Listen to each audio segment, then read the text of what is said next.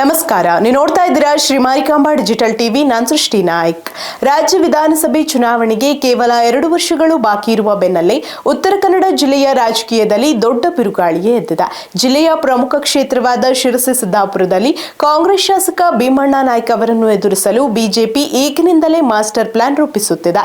ಮಾಜಿ ಸಂಸದ ಅನಂತಕುಮಾರ್ ಹೆಗಡೆ ರಾಜಕೀಯದಿಂದ ದೂರ ಉಳಿದಿರುವುದು ಹಾಗೂ ವಿಶ್ವೇಶ್ವರ ಹೆಗಡೆ ಕಾಗೇರಿ ಸಂಸದರಾದ ಬಳಿಕ ಕ್ಷೇತ್ರದಲ್ಲಿ ಉಂಟಾಗಿರುವ ನಾಯಕತ್ವದ ಕೊರತೆಯನ್ನು ನೀಗಿಸಲು ಬಿಜೆಪಿ ಹೈಕಮಾಂಡ್ ಹೊಸ ದಾಳ ಉರುಳಿಸಿದೆ. ಕಾಂಗ್ರೆಸ್ನಲ್ಲಿ ಸೈಡ್ ಲೈನ್ ಆಗಿದ್ದಾರೆ ಎನ್ನಲಾದ ಪ್ರಬಲ ನಾಮಧಾರಿ ಸಮುದಾಯದ ಹೋರಾಟಗಾರ ರವೀಂದ್ರ ನಾಯ್ಕ್ ಅವರಿಗೆ ಬಿಜೆಪಿ ಗಾಳ ಹಾಕುತ್ತಿದೆಯೇ? ಈ ಕುರಿತ ಒಂದು ಕಂಪ್ಲೀಟ್ ರಿಪೋರ್ಟ್ ಇಲ್ಲಿದೆ. ಉತ್ತರ ಕನ್ನಡದಲ್ಲಿ ಶುರುವಾಯ್ತಾ ಹೊಸ ರಾಜಕೀಯ ಆಟ.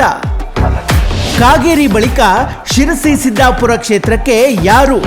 ಹೊಸ ಸಮೀಕರಣದ ಲೆಕ್ಕಾಚಾರ ಹಾಕಿರುವ ಕೇಸರಿ ಪಡೆ.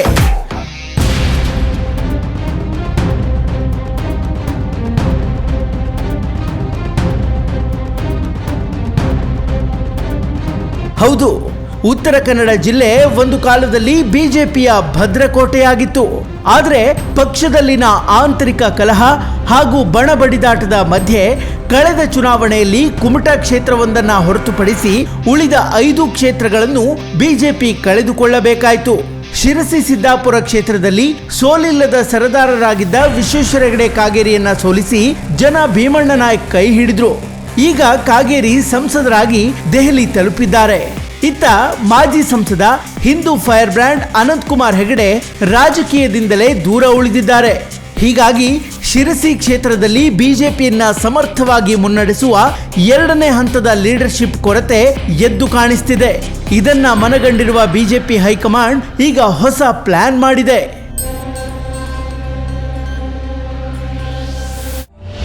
ನಾಮಧಾರಿ ಮತಗಳ ಮೇಲೆ ಕೇಸರಿ ಕಣ್ಣು.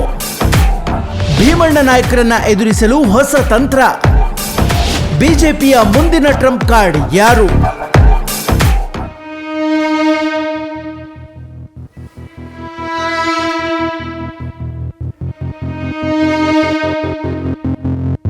ಕ್ಷೇತ್ರದಲ್ಲಿ ಹಾಲಿ ಶಾಸಕ ಭೀಮಣ್ಣ ನಾಯ್ಕರನ್ನ ಎದುರಿಸಲು ಅವರದ್ದೇ ಸಮಾಜದ ಮುಖಂಡರಿಗೆ ಟಿಕೆಟ್ ಕೊಡಬೇಕು ಎನ್ನುವುದು ಬಿಜೆಪಿಯ ಲೆಕ್ಕಾಚಾರ.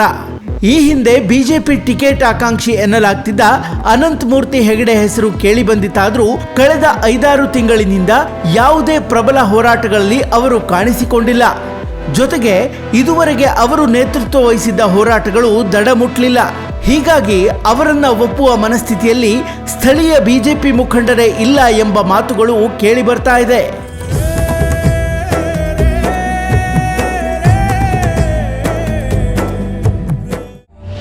ಹೋರಾಟಗಾರನಿಂದ ಅಭ್ಯರ್ಥಿಯವರೆಗೆ ರವೀಂದ್ರ ನಾಯ್ಕ್ ಪಯಣ. ರಾಜಕೀಯ ವಲಯದಲ್ಲಿ ರವೀಂದ್ರ ನಾಯ್ಕ್ ಹೆಸರು ಯಾಕೆ ಸದ್ದು? ನಾಮಧಾರಿ ಪ್ಲಸ್ ಬ್ರಾಹ್ಮಣ ಮತಗಳ ಹೊಸ ಲೆಕ್ಕಾಚಾರ. ಇನ್ನು ಪರ್ಯಾಯ ನಾಯಕರ ಹುಡುಕಾಟದಲ್ಲಿದ್ದ ರಾಜ್ಯ ನಾಯಕರ ಕಣ್ಣಿಗೆ ಬಿದ್ದಿದ್ದೆ ಅರಣ್ಯ ಹಕ್ಕು ಹೋರಾಟಗಾರ ರವೀಂದ್ರ ನಾಯ್ಕ್.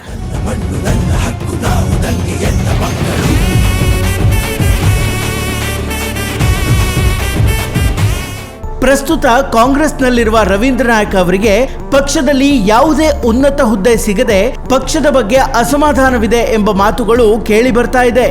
ಕಳೆದ 3 ದಶಕಗಳಿಂದ ಅರಣ್ಯ ಹಕ್ಕು ಹೋರಾಟದಲ್ಲಿ ತೊಡಗಿಕೊಂಡಿರುವ ಹಿನ್ನೆಲೆಯಲ್ಲಿ ಅವರ ಹಿಂದೆ ದೊಡ್ಡ ಜನಬಲವಿದೆ. ಜಾತಿ ಲೆಕ್ಕಾಚಾರ ನೋಡೋದಾದ್ರೆ ಶಿರಸಿ ಸಿದ್ದಾಪುರ ಕ್ಷೇತ್ರದ 2 ಲಕ್ಷ ಮತದಾರರಲ್ಲಿ ಸುಮಾರು 48ರಿಂದ 50 ಸಾವಿರ ಮತದಾರರೊಂದಿಗೆ ಪ್ರಬಲ ನಾಮಧಾರಿ ಹಾಗೂ ಈಡಿಗ ಸಮುದಾಯವೇ ಮೊದಲ ಸ್ಥಾನದಲ್ಲಿದೆ. ಇವರ ಮತಗಳೇ ಇಲ್ಲಿ ನಿರ್ಣಾಯಕ. ಇನ್ನು ಅಂದಾಜು 45 ಸಾವಿರ ಮತಗಳೊಂದಿಗೆ ಬ್ರಾಹ್ಮಣ ಸಮುದಾಯ 2ನೇ ಸ್ಥಾನದಲ್ಲಿದೆ. ರವೀಂದ್ರ ನಾಯ್ಕ್ ಅವರಿಗೆ ತಮ್ಮದೇ ಸಮಾಜದ ಬೆಂಬಲ ಸಿಕ್ಕರೆ, ಜೊತೆಗೆ ಪಕ್ಷದ ಸಾಂಪ್ರದಾಯಿಕ ಬ್ರಾಹ್ಮಣ ಮತಗಳು ಕ್ರೋಢೀಕರಣಗೊಂಡರೆ ಗೆಲುವು ಸುಲಭ ಎಂಬುದು ಕೇಸರಿ ಪಾಳೆಯದ ಲೆಕ್ಕಾಚಾರ. ಇಷ್ಟೇ ಅಲ್ಲ, ರವೀಂದ್ರ ನಾಯ್ಕ್ ಬಿಜೆಪಿಗೆ ಬಂದ್ರೆ ಇಡೀ ಜಿಲ್ಲೆಯಲ್ಲಿ ನಾಮಧಾರಿ ವೋಟುಗಳು ಬಿಜೆಪಿ ಪರ ವಾಲಿದರೂ ಅಚ್ಚರಿ ಪಡಬೇಕಿಲ್ಲ. ಜೊತೆಗೆ ಅರಣ್ಯ ಹಕ್ಕಿಗಾಗಿ ಹೋರಾಟ ನಡೆಸ್ತಾ ಇರುವ ಸಾವಿರಾರು ಜನರ ಬೆಂಬಲವು ಅವರಿಗೆ ಇರೋದ್ರಿಂದ ಈ ಹೊಸ ಟ್ರಂಪ್ ಕಾರ್ಡ್ ಪ್ಲೇ ಮಾಡುವ ಪ್ಲಾನ್ ಮಾಡಿಕೊಂಡಂತೆ ಕಾಣಿಸ್ತಾ ಇದೆ ಬಿಜೆಪಿ. ಒಂದೇ ಹೊಡೆತಕ್ಕೆ 2 ಹಕ್ಕಿ. ಶಿರಸಿ ರಾಜಕೀಯದಲ್ಲಿ ಬದಲಾವಣೆಯ ಗಾಳಿ. ಅರಣ್ಯ ಹಕ್ಕು ಹೋರಾಟದ ಬಲ ಮತಗಳಾಗಿ ಬದಲಾಗುತ್ತಾ? ರವೀಂದ್ರ ನಾಯ್ಕ್ ಮುಂದಿನ ರಾಜಕೀಯ ನಡೆ ಏನು? ಇನ್ನು ಹಲವು ಹೋರಾಟಗಳ ಸಂದರ್ಭದಲ್ಲಿ ರವೀಂದ್ರ ನಾಯ್ಕ್ ಅವರಿಗೆ ಬಿಜೆಪಿ ಬಗ್ಗೆ ಸಾಫ್ಟ್ ಕಾರ್ನರ್ ಧೋರಣೆ ಇರುವುದು ಕಂಡುಬಂದಿದೆ. ಜೊತೆಗೆ ಸ್ವಪಕ್ಷದ ವಿರುದ್ಧವೇ ಅವರು ಅಪಸ್ವರ ಎತ್ತಿದ ಉದಾಹರಣೆಗಳು ಇವೆ. ಇತ್ತ ಬಿಜೆಪಿ ಮುಖಂಡರಿಗೂ ರವೀಂದ್ರ ನಾಯ್ಕ್ ಬಗ್ಗೆ ಒಳ್ಳೆಯ ಅಭಿಪ್ರಾಯವಿದೆ. ಈ ಹಿಂದೆ ಬಿಜೆಪಿ ವಕ್ತಾರ ಸದಾನಂದ ಭಟ್ ರವೀಂದ್ರ ನಾಯ್ಕ್ ಬಿಜೆಪಿಗೆ ಬಂದ್ರೆ ಸ್ವಾಗತ ಅಂತ ಬಹಿರಂಗವಾಗಿಯೇ ಹೇಳಿಕೆ ನೀಡಿದ್ರು. ಒಟ್ಟಿನಲ್ಲಿ ಒಂದೇ ಕಲ್ಲಿಗೆ ಎರಡು ಹಕ್ಕಿ ಹೊಡೆಯಲು ಹೊರಟಿರುವ ಬಿಜೆಪಿ ನಾಯಕರ ಈ ಮಾಸ್ಟರ್ ಪ್ಲಾನ್ ಎಷ್ಟರ ಮಟ್ಟಿಗೆ ಯಶಸ್ವಿಯಾಗುತ್ತೆ? ಬಿಜೆಪಿಯಿಂದ ಅದೃಷ್ಟ ಪರೀಕ್ಷೆಗೆ ಇಳಿದ್ರೆ ಜನಬೆಂಬಲ ಮತಗಳಾಗಿ ಪರಿವರ್ತನೆ ಆಗುತ್ತಾ? ರವೀಂದ್ರ ನಾಯ್ಕ್ ಕೇಸರಿ ಧ್ವಜ ಹಿಡಿತಾರಾ ಎಂಬುದನ್ನು ಕಾದು ನೋಡಬೇಕಿದೆ. Political bureau, Marikamba news.